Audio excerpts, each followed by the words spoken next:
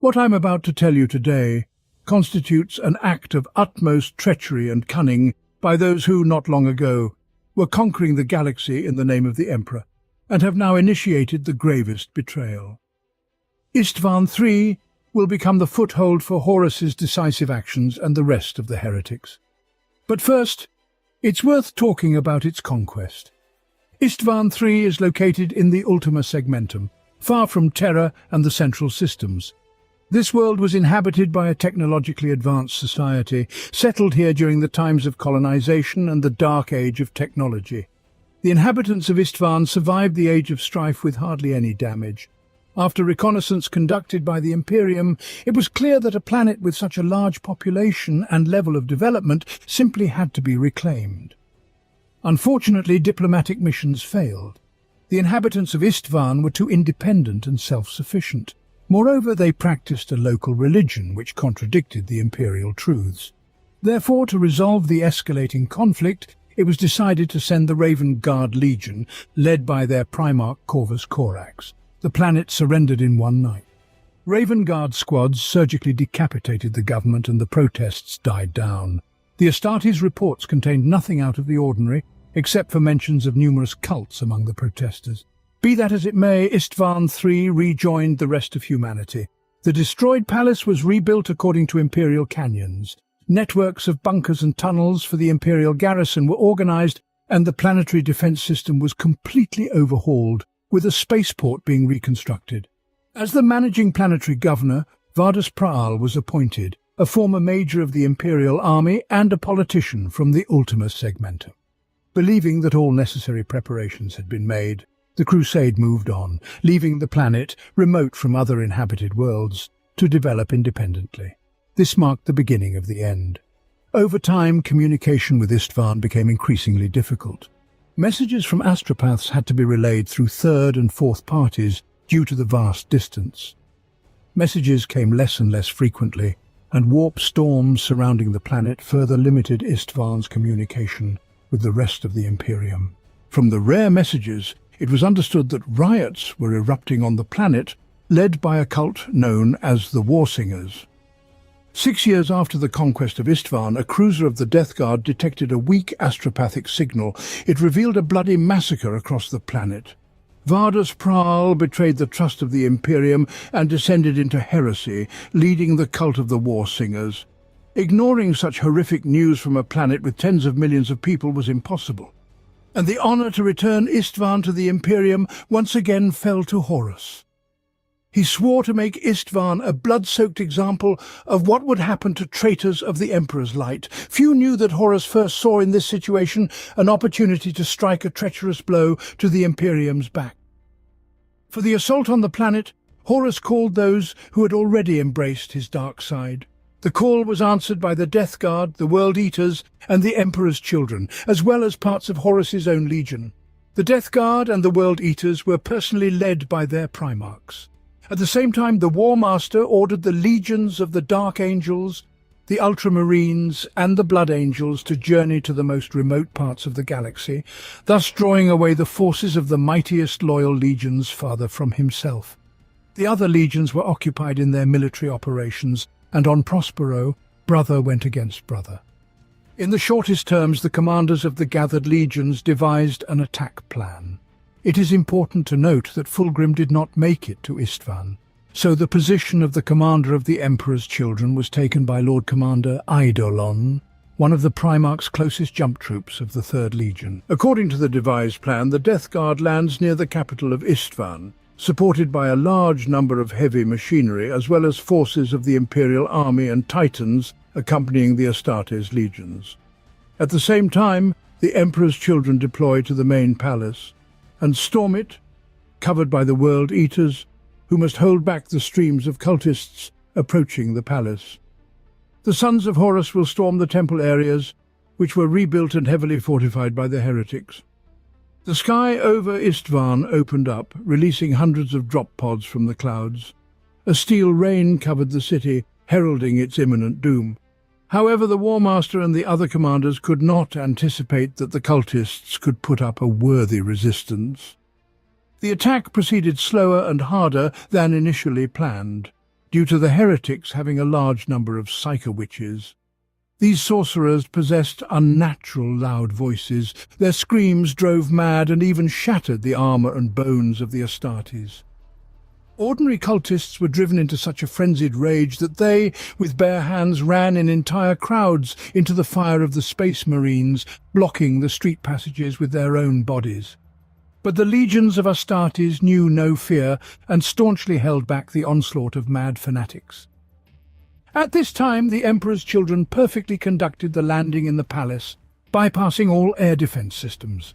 Advancing through the huge halls, the Third Legion finally found the head of the traitors, Governor Vardus Praal. He was clad in strange armour and was armed with a monstrous psychosonic weapon.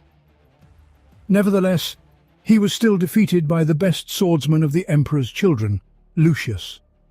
Exactly at this time, the sons of Horus, led by Garviel Loken, stormed the temple fortification and slaughtered all the warsingers. Despite the difficulties, victory was achieved.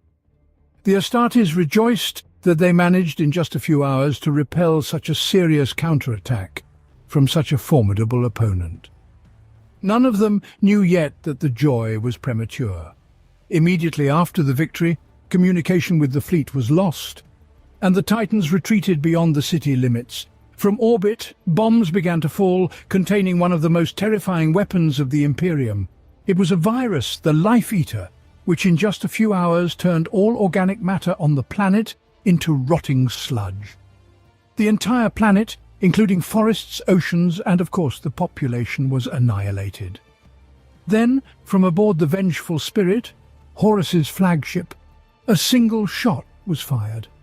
The fact is, the sludge after the viral bombardment emitted copious amounts of a highly flammable substance. It took just one shot for the planet to ignite.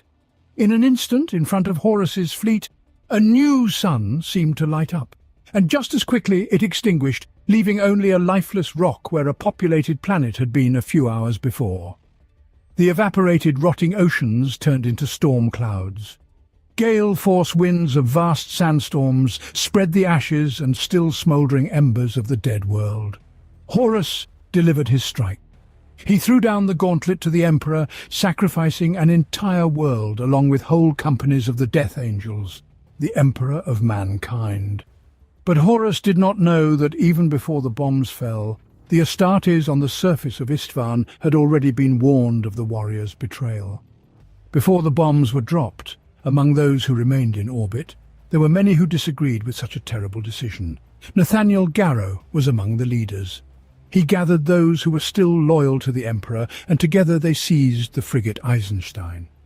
On it, Garrow hoped to reach Terra and tell the Emperor about the terrible betrayal of his favoured son. By a miracle, the Eisenstein survived the traitor's bombardment and an emergency warp jump.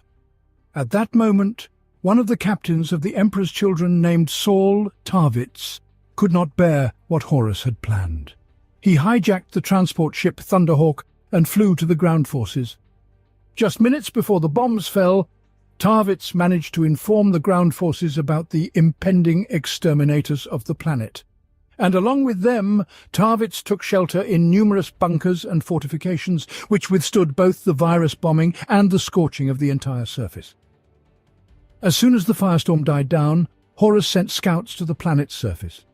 His surprise and fury knew no bounds when he learned that about 100,000 loyal Astartes had taken refuge in the ruins of the capital. As soon as communication channels were back up, cries of grief and despair, rage and spite immediately came from the surface of the planet. The Space Marines had never before shed so much blood of other Space Marines, and thus they could not have imagined that their brothers would so treacherously betray them. But they were most desperately despondent at the betrayal of their own Primarchs. The warrior was already prepared to command a second bombing. He could not allow any survivors. But before Horus could give the order, Angron and the World Eaters were deployed to the planet. They had already tasted the betrayal and the blood of their brethren, and craved more.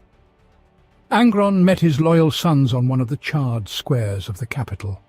Without any unnecessary talks, orders or explanations, Angron and his legion charged at the already half-mad brothers who had found refuge among the ruins.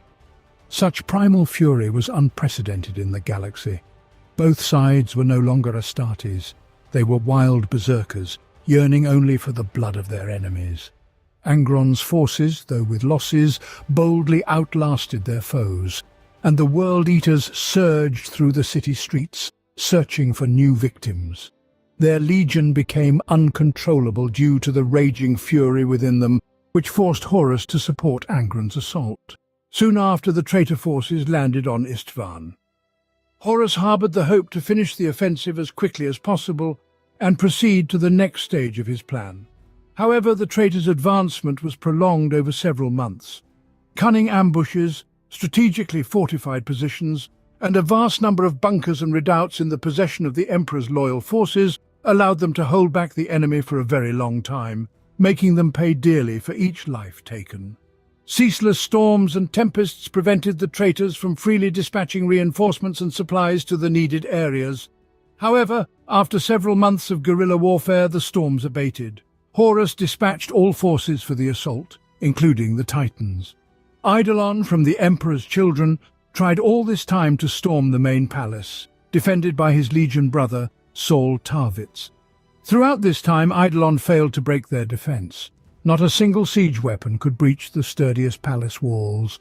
But when the Titans of the traitors combined in a monstrous barrage of their powerful ordnance, the walls could not withstand and began to crumble. The surviving loyalists were finished off by the arriving World Eaters.